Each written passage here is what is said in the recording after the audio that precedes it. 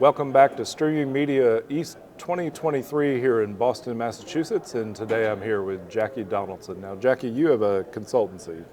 Tell me a little bit about the consultancy. I do. It's called Velvet Hammer Consulting. Oh, wow. And we primarily focus on technology and media companies. Okay. So resource allocation, road mapping, processes, tools, technology evaluation, and then also a little bit of, what would you call it? I guess organizational consulting. Okay. And making sure everything is in the right place. Okay. And occasionally it is, and very often it's not. right. Exactly. Yeah. So why Velvet Hammer? That's an intriguing name. Yeah, so I have worked over the years with lots of fantastic clients. One of them was Major League Baseball. Okay.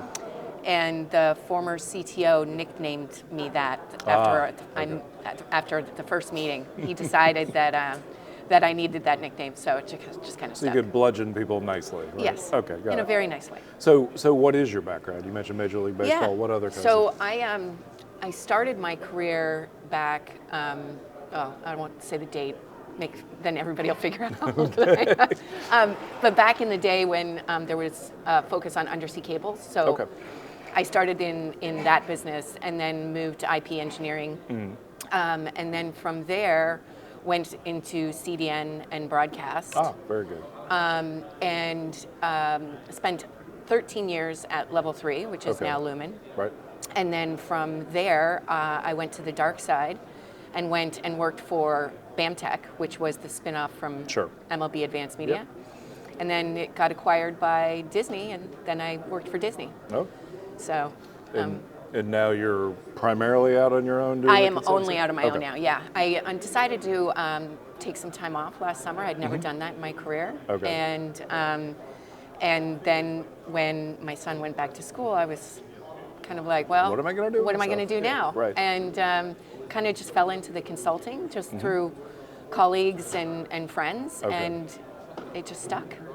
And so it's interesting, you did subsea cable and then CDN with Level 3. I was moving up the layers. I was going to say Global Crossing was in there somewhere? Global Crossing, Sure. We acquired them. Right, I remember a lot of that from my early career in video conferencing prior to streaming. So, so you have the perspective then across, as you say, all those layers as you move up. When you're talking about the organizational piece, though,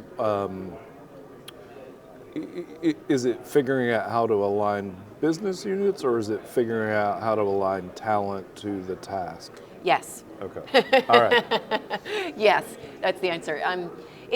It's different in different organizations. Sometimes it's, okay, we were this before, now we want to be this. Sure. How do we organizationally structure to get there? Okay. What are the missing pieces? Sometimes it can get into the weeds so much as it's like, okay, I have this team, it's not functioning well. Go figure out why. Got it. So it can be any and all of the above.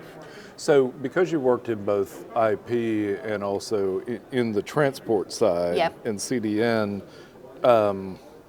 and with BAM, you know, one of the things that I've always found fascinating in the industry, having started back where you had people who understood 1 volt peak to peak, and then you had people who understood packets.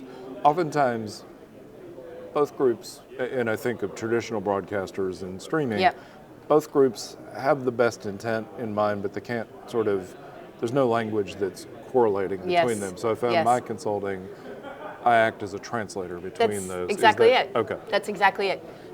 So yeah, there's different languages between different teams, right? Like I speak legal, I speak marketing, I speak tech, I speak product. So sometimes it's a communication barrier, like you said. And sometimes it's that they've been doing something so long, you know, the same way that change is hard. Right. So, you know, figuring out, do you have the right people in place to make that change? Okay. And can they speak the new language? Interesting. But, you know, what's interesting is you'd be surprised how many companies really need the extra help in having somebody unbiased, not involved in the politics or the culture, to come in and say, this is what I see, and this is what your customer sees as a result. And I've often found that I know that I'm successful in the consulting when, say, in the morning I come in and both sides are saying something and I realize neither side understands it, so I translate between them. Yep. Then we go to lunch, and they've all worked together. They Yep. know each other. But by the time we get to about 2 or 3 in the afternoon, they're no longer talking to me, they're talking to each other. Yes. And then I can just fade away That's because right. ultimately it is that outside perspective to say, people feel like you're not getting along, and it's probably not because you're incompetent or you don't trust each other. It's just getting you to that point where you feel That's exactly right. comfortable. That's So, exactly right. And throughout my career, I've been kind of that translator, referee, Switzerland, whatever you want to call it. I call them all three of those Yeah, things. I'm that person who can kind of seamlessly move between the organizations, and so that has become kind of a superpower for me.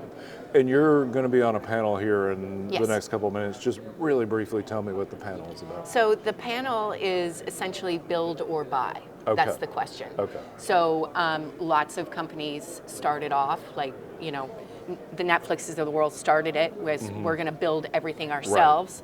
Right. And now we're starting to see a shift. Okay. Because now it's not just about subscribers. Right. It's about profitability. Sure. So then you have to kind of look at your workflow and say, should I be, building this anymore, or should I be outsourcing? And what parts of it can I outsource? And what parts should I not do that because it inherently causes risk? And there was a keynote this morning, I think, that sort of summed it up nicely. It said, you're a company that is does sports broadcasting. You do not need to become a technology company. That's so right. Maybe you have a technology partner that you work with to do those particular kinds of things, as opposed to having to bring all that expertise in-house and build the car from scratch. That's right. And, the pandemic taught people that, it can be hard. Yeah. And you can't get all of that talent. Right. Particularly not in one place. So I think businesses are seeing that, if you want to move to profitability, you have to look at outsourcing as one of the options to do so. Absolutely. Good. Jackie, thank you very much for your time. It was great. Good to meet you. Likewise. Take care. And we'll be right back with our next guest.